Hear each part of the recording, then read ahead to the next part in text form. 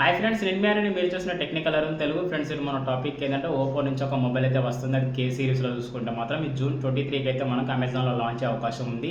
Friends, ఈ mobile చూసుకుంటే మాత్రం 15,000లో లాంచ్ చేస్తున్నారు. అయితే మనకు టాక్స్ అయితే బయటకు వచ్చినాయి. వాళ్ళు బ్యానర్ కూడా మనకు అఫీషియల్గా అండర్ 15,000లో లాంచ్ చేస్తామని చెప్తున్నారు. కాకపోతే అండర్ 15,000లో మనం దీన్ని తీసుకోవచ్చా తీసుకోకూడదా, మనకు 15,000లో ఏమేమి ఫెసిఫికేషన్ ప్రొవైడ్ చేస్తున్నారు, ఆ ఫెసిఫికేషన్ తగ్గట్టు ఆ 15,000 వాల్యూలా కాదని తెలుసుకుందాం.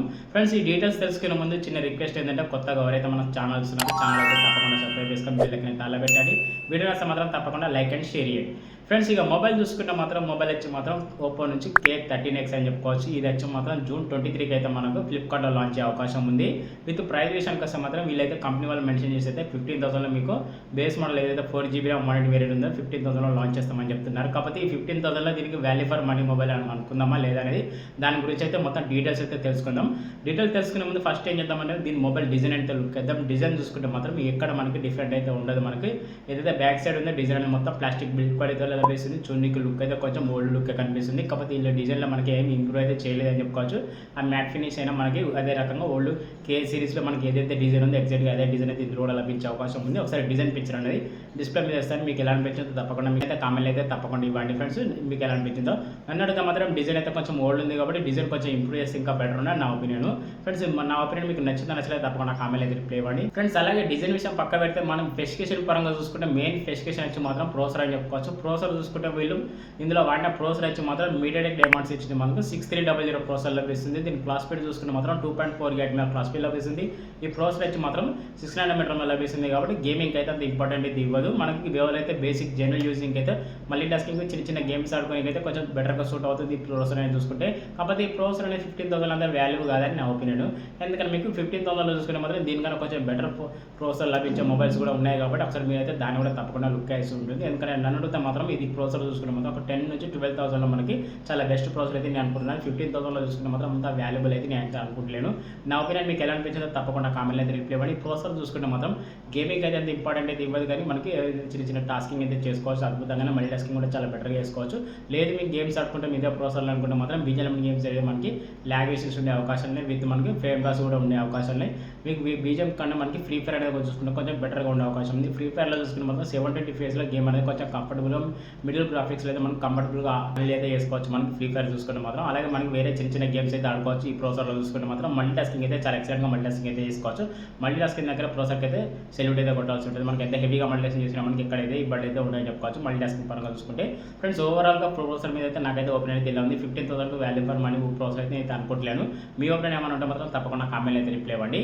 ఫ్రెండ్స్, అలాగే డిస్ప్లే విషయానికి వస్తే మాత్రం 6.7 ఇంచ్ ఎల్సీడీ డిస్ప్లే లభిస్తుంది. విత్ మనకు 1000 nits అయితే పీక్ బ్రైట్నెస్ ఉండే అవకాశం ఉంది. డిస్ప్లేలో ప్లస్ పాయింట్ అయితే మనకు 1000 నుంచి 2000 nits అయితే బ్రైట్నెస్ పెంచుకునే అవకాశం ఉంది కాబట్టి ఇది కొంచెం బెటర్ అని చెప్పుకోవచ్చు. అలాగే మనకు 120 HDPS లభిస్తుంది. With side finger print censor లభిస్తుంది. డిస్ప్లే చూసుకుంటే మాత్రం ఫుల్ హెచ్డీ ప్లస్ డిస్ప్లే లభిస్తుంది కాబట్టి డిస్ప్లే పరంగా చూసుకుంటే కొంచెం వాల్యూ ఫర్ మనీ డిస్ప్లే అయితే అనుకోవచ్చు.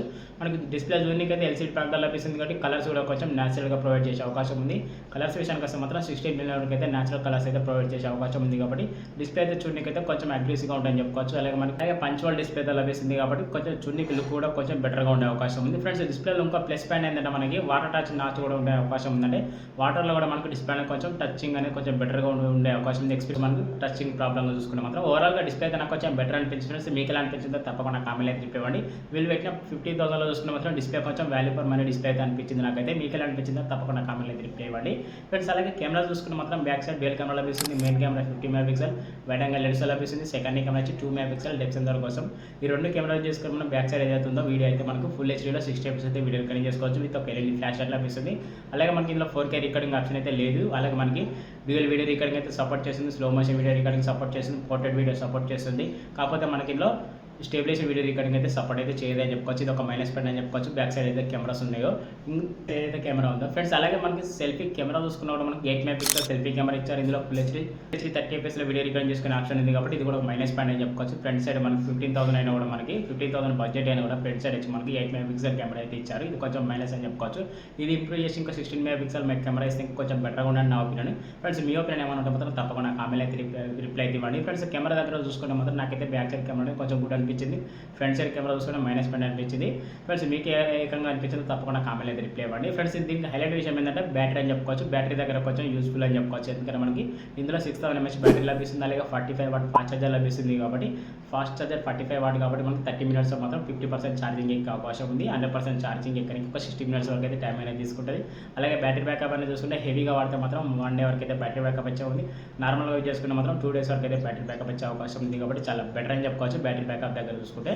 నాకు ఈ మొబైల్ నచ్చిన విషయం ఏంటంటే బ్యాటరీ బ్యాకప్, అలాగే విత్ మనకి బ్యాక్ సైడ్ ఏదైతే కెమెరా ఉందో, అలాగే మనకు ఒక డిస్ప్లే, ఈ మూడైతే నాకు బాగా నచ్చినాయని చెప్పుకోవచ్చు. మిగతా విషయాలు చూసుకుంటే మాత్రం 15,000 ఇవి వేస్ట్ అయితే నేను అనుకుంటున్నాను.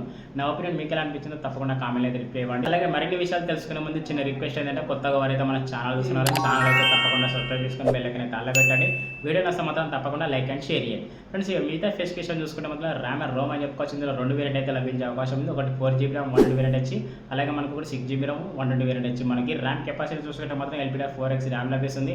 స్టోరేజ్ కెపాసిటీ చూసుకుంటే మాత్రం EFS నుంచి 2.2 లభిస్తుంది. విత్ ఆండ్రాయిడ్ విషయానికి వస్తే మాత్రం ఆండ్రాయిడ్ 15 లభిస్తుంది. అలాగే OS గురించి వస్తే మాత్రం కలర్ OS లభిస్తుంది, అది కూడా 15 లభించే అవకాశం ఉంది. వీటి అప్డేట్స్ పరంగా చూసుకుంటే మాత్రం 2+3 ఇయర్స్ అయితే అప్డేట్స్ అయితే లభించే అవకాశం ఉంది.